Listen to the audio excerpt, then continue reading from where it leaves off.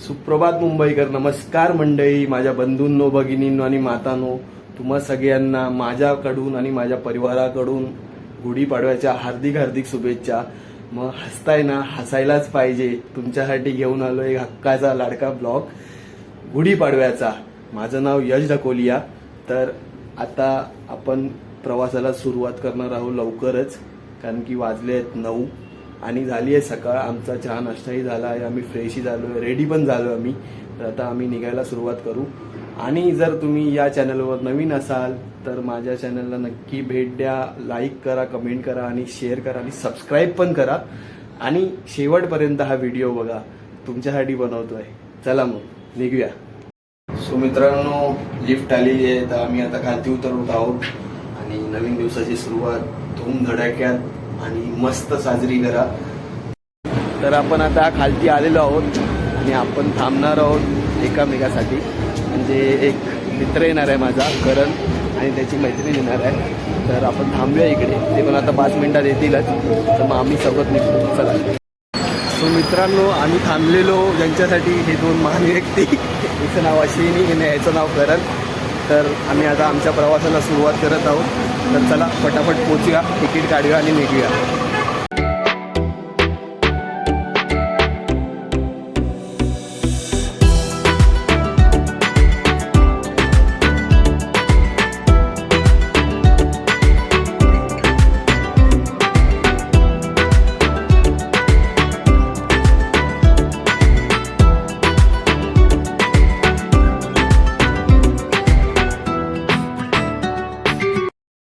मित्रांनो, आता आम्ही उतरले आहोत चन्नी रोड स्टेशनला.